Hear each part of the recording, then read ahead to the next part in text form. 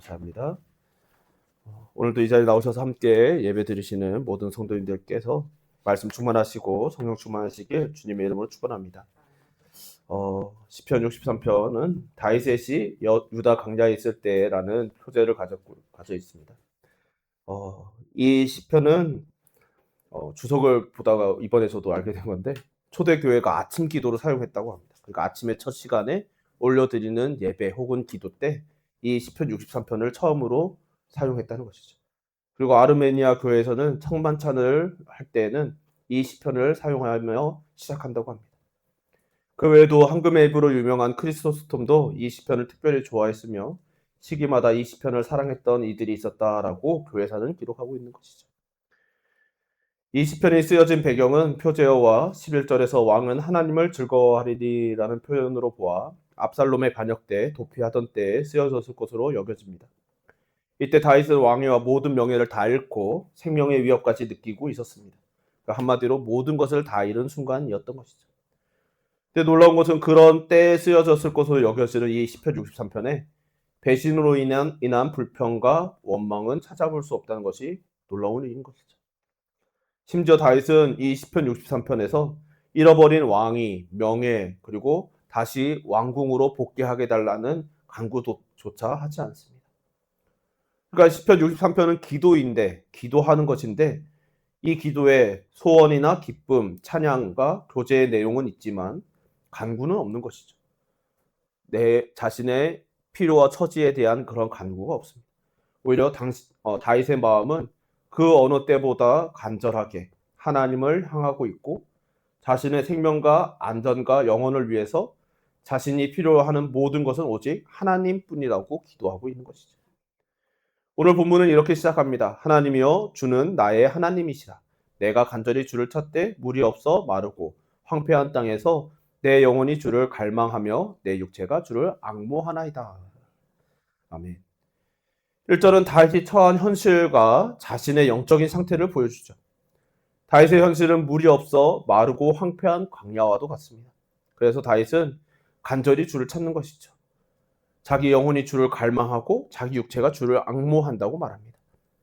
그래서 갈망한다는 것은 다윗이 하나님을 찾음이 광야에서 목이 말라 거의 죽게 된 것 같고, 앙모한다는 표현은 원어적으로는 탈진하다, 시들다, 강렬하게 원하여 창백해지다라는 뜻이 있습니다. 그러니까 그리고 히브리적인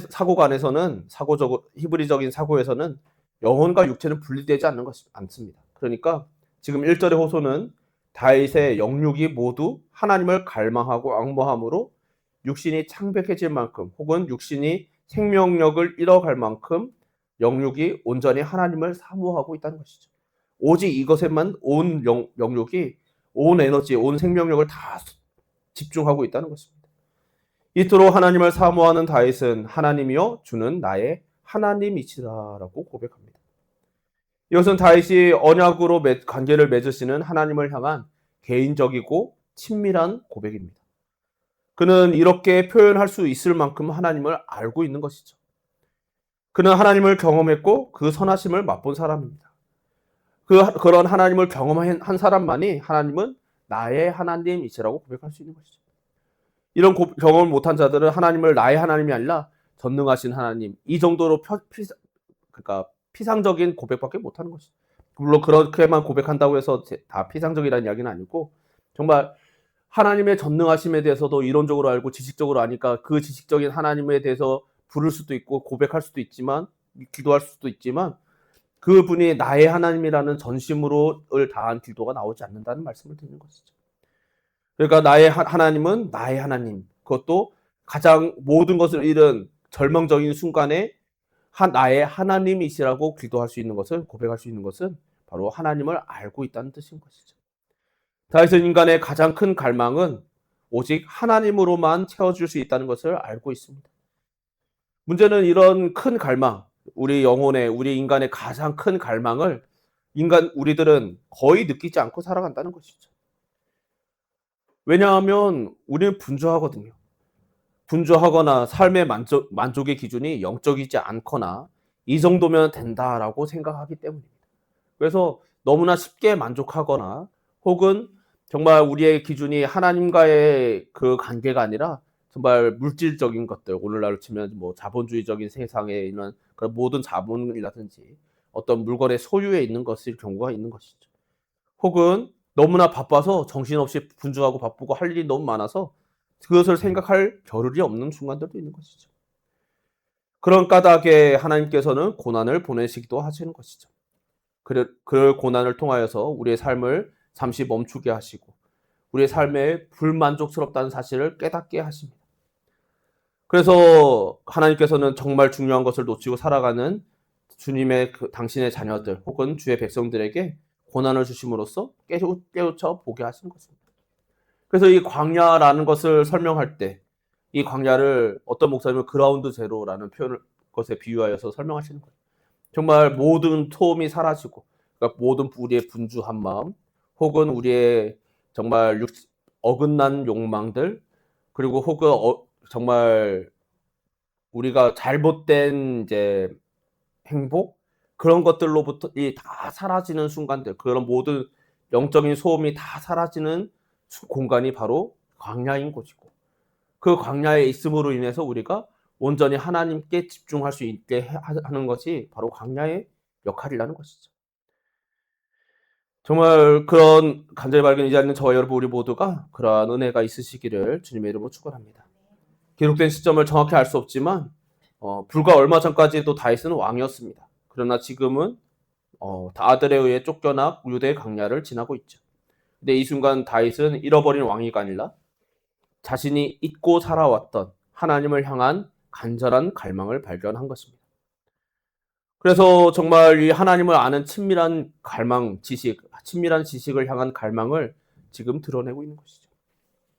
시편 63편은 그래서 좀 더 어떤 의미가 있는가 하니 우리로 하여금 우선순위, 정말 진정한 우선순위로 돌아가도록 우리에게 권면하는 시이기도 한 것이죠. 마르고 황폐한 광야, 우리가 종종 잊고 살아가던 하나님을 향한 갈망을 일깨우고 우리를 본래의 우선순위, 즉 하나님을 아는 지식으로 돌아가게 하는 것입니다. 2절에 내가 주의 권능과 영광을 보기 위하여 이와 같이 성소에서 주를 바라보았나이다. 다윗은 지금 그 메마른 광야에서 하나님을 향한 갈망이 깊어지면서 과거 성소에서 하나님의 권능과 영광을 보며 큰 은혜를 누렸던 데를 생각하고 있습니다. 그때 그의 영혼은 만족할 수 있었고 기쁨과 즐거움은 충만했었죠. 그래서 후반절에 성소에서 주를 바라보았나이다라는 말은 하나님의 백성들과 함께 드렸던 그 공예배의 은혜를 추억하는 말인 것이죠. 그러니까 이런 과거의 은혜가 있는 것은 중요한 일이죠. 사실 성도라는 존재는 하나님의 백성이라는 존재는 과거의 은혜가 없는 백성들은 존재할 수가 없어요. 그러니까 그 과거의 은혜를 기억하고 되새기며 정말 하나님을 향한 갈망이 필요하다는 것을 깨달았을 때 항상 되돌아갈 수 있는 은혜의 순간들, 과거의 은혜의 때가 있는 것이죠. 하나님의 자녀들은 자신의 안에 있는 영적인 갈망을 발견하게 되었을 때 그래서 과거에 체험한 큰 은혜를 회상하게 됩니다. 지금 다윗이 그러고 있는 것이죠. 그러면서 놀라운 고백을 이어갑니다. 3절에 주의 인자하심이 생명보다 나음으로 내 입술이 주를 찬양할 것이라. 주의 인자하심이 생명보다 낫다는 것은 무슨 말입니까? 자기 생명보다 하나님의 신실하신 언약적 사랑이 궁극적으로 가장 귀하다고 고백하는 것이죠. 일반적으로 생명은 그 어떤 대가를 지불해서라도 지켜야 하는 귀한 가치라고 여겨지죠. 그럼에도 언제라도 잃을 수 있는 것이기도 합니다. 하지만 주의 인자하심은 결코 잃을 수 없는 것이죠. 다윗은 그것을 깨닫고 그것이 생명보다 결코 잃을 수 없는 이 인자하심이 더 귀하다라고 고백하고 있는 것이죠. 그러나 안타깝게도 많은 이들이 이 교회 안에 있는 교인들 중에서도 세상의 것을 통해 만족을 얻으려고 수많은 시간과 수고를 아끼지 않으면서도 생명보다 귀한 주의 인자하심으로 만족하기 위해서는 시간과 수고를 아끼는 것을 참 많이 보게 되는 것이죠.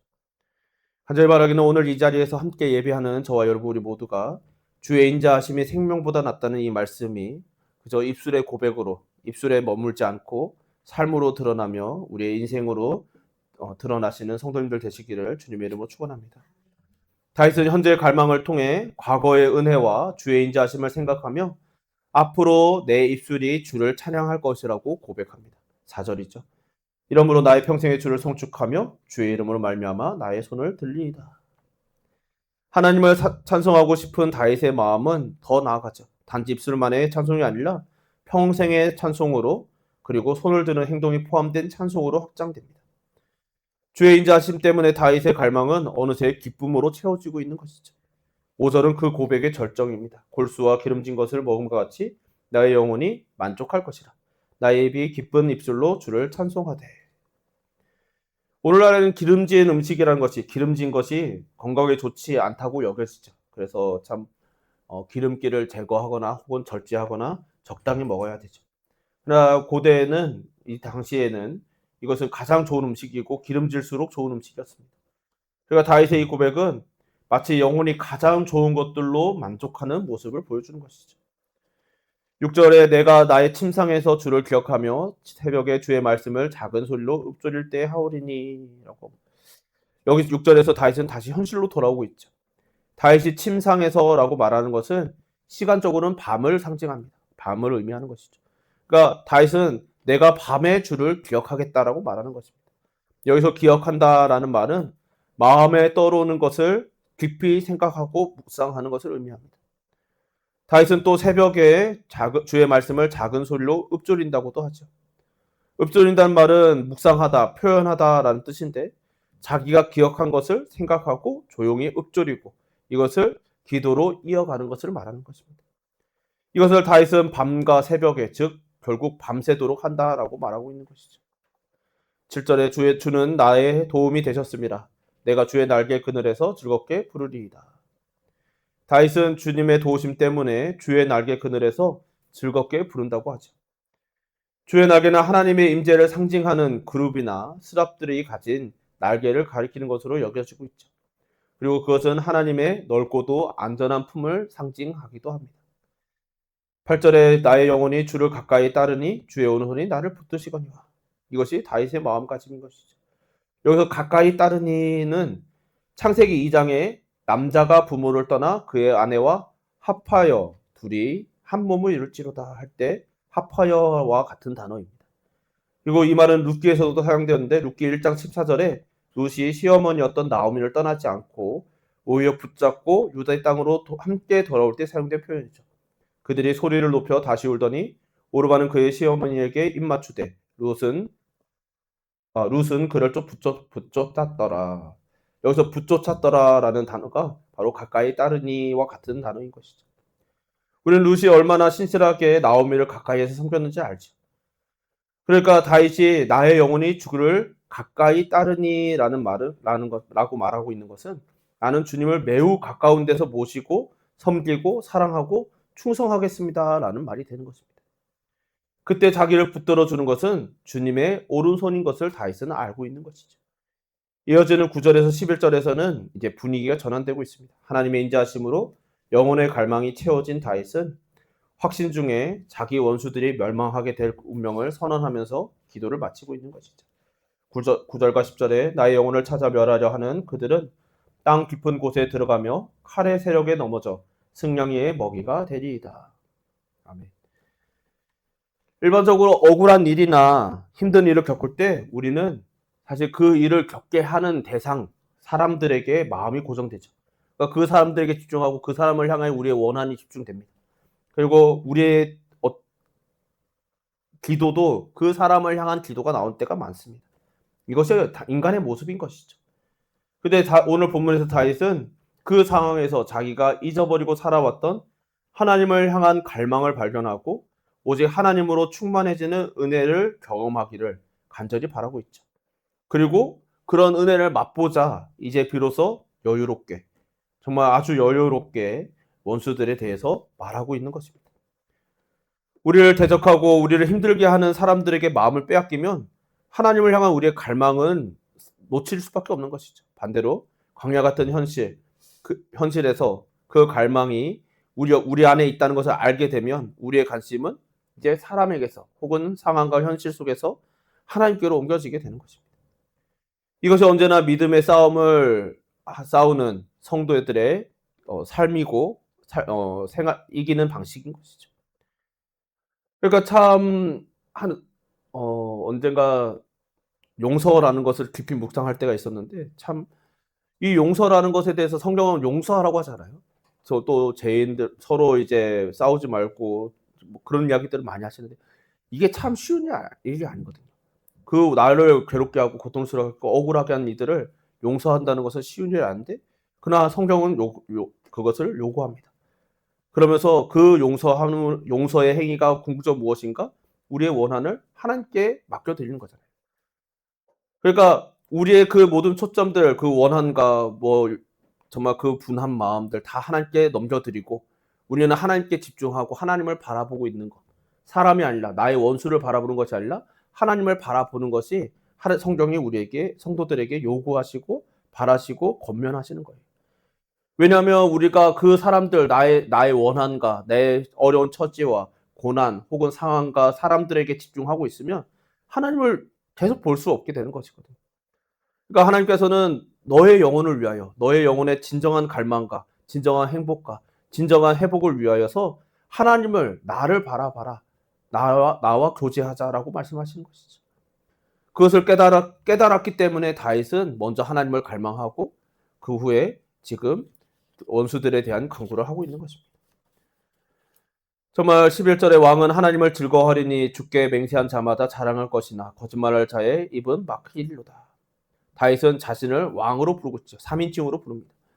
그가 즐거워하는 이유는 주께 맹세한 자마다 자랑할 것이나 거짓말하는 자의 입은 막힐 것이기 때문이죠. 주께 맹세한 자는 하나님을 신뢰하는 자이고 하나님께 충성을 맹세한 자입니다. 이런 자가 누구입니까?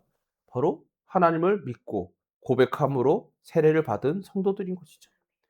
그러니까 세례는 내가 내 상황과 현실 그리고 내가 있는 뭐 그런 모든 사람들이 아니라 바로 하나님께만 그리스도께만 충성하겠다는 일종의 충성서약인 것이죠.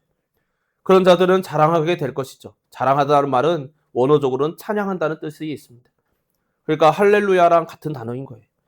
하나님을 믿는 자는 부끄러움을 당하지 않습니다. 설령 다윗처럼 아들의 반역으로 비참한 현실을 겪고 있을지라도 부끄러움을 당하지 않는다는 것이죠.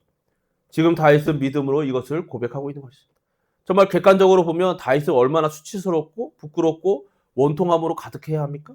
그런데 다윗은 하나님을 갈망하니까 자신의 시선이 그 상황들, 자신을 배신하고 수치스럽게 하고 부끄럽게 한 자기의 아들 요나단이 아니라 하나님을 향하여 시선을 옮겨지니까 더 이상 그것을 수치스러워하고 있지도 않고 누가 봐도 수치스러운 상황인데 수치스러워하는 것이 아니고 정말 그들을 위협하고 증오하고 저주하고 있는 것이 아니라 하나님을 즐거워합니다. 그리고 하나님을 즐거워하며 자신은 하나님을 즐거워하고 그 원수들을 갚는 것은 그 원수들의 처지는 하나님께서 해결하실 것임을 고백하고 있는 것이죠. 정말 그럼으로써 참 거짓말하는 자의 입은 막힐 것이다라고 고백하게 되는 것입니다. 이것이 에서 고백하는 바울이 고백하는 그 고백인 것이죠. 우리가 알거니와 무릇 율법이 말하는 바는 율법 아래 있는 자들에게 말하는 것이니 이는 모든 입을 막고 온 세상으로 하나님의 심판 아래에 있게 하려 함이라.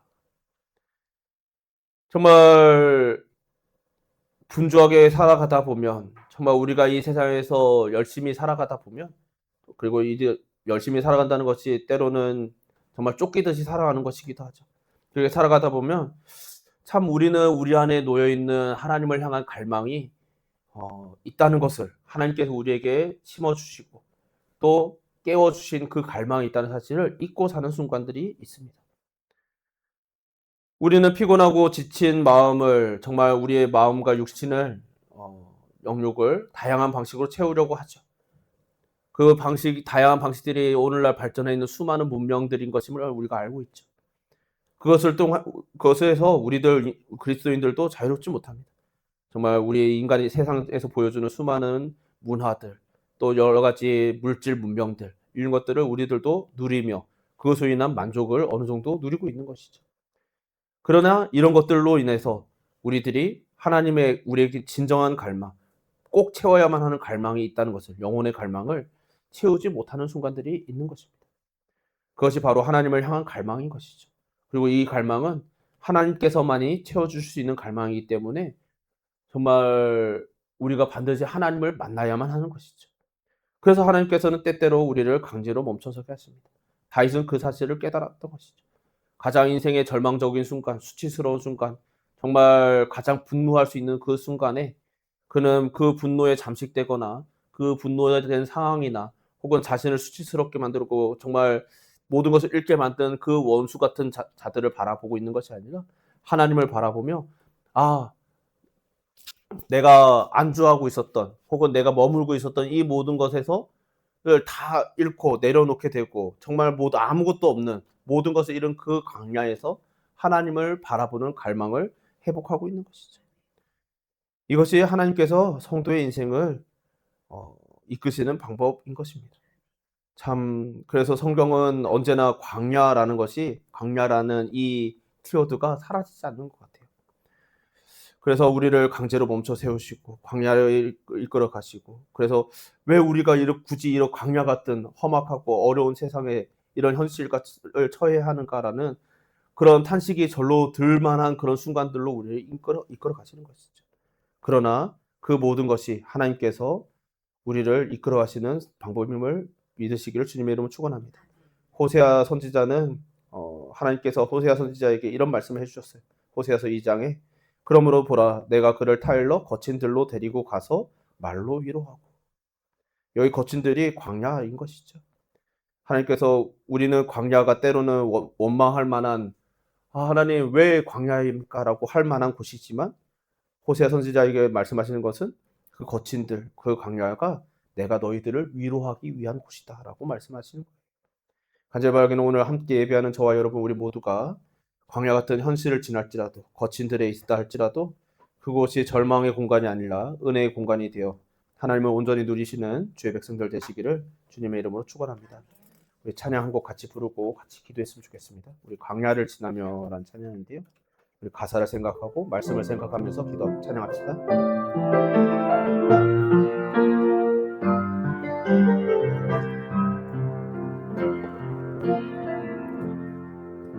왜 나를 깊은 어둠 속에 홀로 두시는지 어두운 밤은 왜 그리 길었는지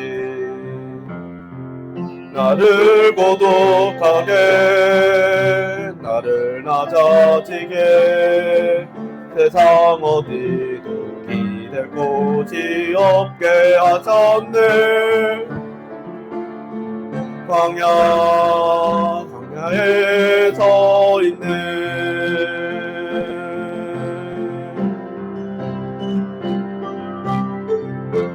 주님만 내 도움이 되시고 주님만 내 빛이 되시는 주님만 내 친구 되시는 광야 주님 손 놓고는 단 하루도 살 수 없는 곳 광야 주께서 나를 사용하시려 나를 더 정결케 하시려 나를 택하여 보내신 그곳 광야 성령이 내 영을 다시 태어나게 하는 곳 광야에 서 있네. 우리 말씀과 찬양의 가사를 생각하면서 우리 함께 기도했으면 좋겠습니다. 참 우리는 광야라는 것을 마주할 때 사실 광야는 내키지 않는 곳입니다. 정말 그곳에 그 거친들 어디 하나 편안하게 누울 수 없는 곳 먹을 것도 마실 것도 구하기 힘들어서 아니 못 구해서 때로는 절망하게 되고 때로는 밤에 우리를 해칠 수 있는 들짐승의 그 위협으로 두려워 떨 수밖에 없는 곳 때로는 너무나 이슬과 추위로 인하여 몸을 떨 수밖에 없는 곳이죠. 그러니 이 광야는 우리에게 유쾌한 공간이 아닙니다. 그러나 하나님께서는 그 유쾌하지 않은 공간 우리에게 너무나 때로는 거칠고 절망적이고 모든 것을 잃은 아무것도 없는 그 광야가 내가 너희를 위로하기 위한 땅이다. 내가 너희를 회복시키기 위한 땅이다. 라고 말씀하시며 우리에게 위로와 회복의 공간임을 선포하셨습니다. 이 시간 그러하신 주님의 은혜를 우리가 기도하고 고백하며 하나님, 정말 우리가 지금 지나고 있는 광야들, 날마다 우리가 저마다 지나가고 있는 모든 광야들, 혹은 우리 교회적으로 지나가고 있는 이 광야가 주님, 우리가 그냥 두려워 떨고 정말 피하고 싶고 없어졌으면 좋겠는 불쾌한 땅이 아니라 하나님께서 오직 하나님만 바라보고 우리를 위로하시고 우리를 회복시키시고 이곳에서 하나님을 향한 갈망을 충족해 하시기 위한 은혜의 시간, 은혜의 공간임을 우리가 신뢰하게 하여 주시고, 정말 그냥 신뢰하는 것이 아니라 정말 하나님을 만나고 하나님과 친밀한 교제를 회복하며, 그래서 정말 세상과 나는 간 곳 없고 구주만 보이는 그러한 우리의 온전한 믿음, 온전한 예배, 우리의 온전한 신앙이 회복되는 시간들이 되게 하여 달라고 우리의 광야를 위하여서 주님의 은혜를 찬양하며 이 시간 기도하며 고백하며 나갑시다. 아버지, 이 시간 주님 앞에 나와 기도합니다. 하나님 아버지, 우리의 광야를 주님 앞에 고백합니다. 하나님 아버지께서 우리에게 주신 광야가 우리 앞에 펼쳐져 있습니다. 하나님 아버지, 우리는 이 광야가 내키지 않아서 피하고 싶고 이 광야에 어떻게든 들어가고 싶지 않아서 외면하고, 하나님 아버지, 어쩔 수 없이 들어갔을 때는 빨리 이곳을 벗어나고 싶어서 이리저리 헤맵니다. 하나님 아버지, 절규합니다. 하나님 아버지, 도움이 어디 있냐고 외칩니다. 그러나 하나님께서는 그 광야가 다윗을 통하여서, 호세아를 통하여서, 또 성경 말씀 곳곳에 기록되어 있는 그 말씀들을 통하여서 너희들을 죽이기 위해서, 너희들 처벌하고 이곳에서 너희들 그저 쓰러지라고 죽으라고 보낸 유배지가 아니라 이 거친 들에서 내가 너희를 위로하길 원한다. 이 거친 들에서 내가 너희와 함께하길 원한다. 너희들의 진정한 회복이, 너희들의 진정한 은혜가, 너희들의 진정한 예배와 기쁨과 행복이 너희의 영혼의 그 기간이 회복되기를 원한다 라고 우리에게 말씀하시며 기다리고 계심을 우리들이 다시 한번 되새기게 됩니다. 주하나님, 이 사실을 깨달았던 다윗은 모든 것을 잃고 수치스럽고 부끄러워서 얼굴을 가릴 수밖에 없었던 그 모든 순간에 우리 하나님을 바라보며 자신의 수치의 해결을 위해서가 아니라, 원하는 을 위해서가 아니라, 보복을 위해서가 아니라 하나님과의 그 온전한 회복, 주여 하나님과의 친밀한 교제, 주님을 향한 주여 참된 예배를 주여 노래하고 고백하고 바라고 소망하며 주하나님의 그 예배와 그 기도가 주하나님 회복되는 것을 봅니다. 주하나님, 그리고 주여 그 원하는, 주여 하나님의 자신을 그 원하는 하나님께 내어 맡겨드리고, 주여 원수의 결말은 결국 하나님 앞에서 떠난 자들의 결말은 결국 하나님 아버지의 멸망일 것이라고 하나님께 내어 맡겨드리는 그의 절대 평강을 봅니다. 주여 하나님 아버지, 은혜가 우리 안에 충만케 하여 주옵소서. 그래야 하나님 아버지 은혜로 우리가 주여 온전하게 하여 주옵소서. 아버지 도와주시옵소서. 사랑이 많으시고 은혜가 풍성하신 하나님 아버지, 오늘도 이렇게 저희들에게 말씀을 주시고 주의 말씀을 깨닫게 하시고 또 주님을 향하여 간구하게 하시면 감사드립니다. 주님, 우리는 인생을 살아가면서 수많은 광야를 지나칩니다. 주여, 우리는 광야가 내키지 않아서 피하고 싶고 외면하고 싶고 그곳엔 발도 들이밀고 싶지 않은데, 하나님께서는 때론 우리에게 왜 이러시는지 모를 만큼 우리 등을 떠미사 광야로 밀어넣으시는 것만 같은 순간들이 있습니다. 그때 우리는 때로는 하나님을 원망하고 하나님 너무하시다고, 하나님이 우리를 버리셨냐고, 우리를 이곳에 가두시냐고 외칠 때도 있습니다. 그러나 오늘 말씀에 다윗이 누가 보아도 가장 절망적인 순간, 모든 것을 잃고 가장 수치스러웠던 그 얼굴을 가릴 수밖에 없던 그 순간에 광야에서 하나님을 만나고 하나님을 향한 가장 큰 갈망의 해소됨으로 인하여 그의 기도가 원한과 정말 자신의 보복을 위해서가 아니라, 자신의 회복을 위해서가 아니라 하나님을 향한 온전한 예배, 하나님을 향한 온전한 교제, 하나님과의 동행을 위한 찬양으로 바뀐 것을 봅니다. 그리고 이것이 하나님께서 우리에게 광야를 허락하신 의임을 우리로 하여금 깨닫게 하셨습니다. 주님 간절히 바라기는 우리가 이 깨달음을 늘 지켜가게 하시고 늘 광야를 지날 때마다 이 광야로 인하여 우리의 마음에 두려움이 생긴다 할지라도 이 상황 속에서 하나님을 바라봄으로 우리가 모든 그 두려움이 바뀌어 회복이 되고 치료가 되고 하나님께서 우리를 위로해 주시는 은혜를 누리게 하여 주시옵소서. 그로 인하여 우리들이 이 세상은 알 수도 없고 주여 알 수도 없고 이해할 수도 없고 감당할 수도 없는 그 은혜를 누리게 하시고 그로 인하여 이 세상에 하나님의 살아계심을 또한 드러낼 수 있는 성도 되게 하여 주시옵소서. 오늘도 우리에게 주신 모든 은혜에 감사드리오며 예수님 이름으로 기도드립니다. 아멘.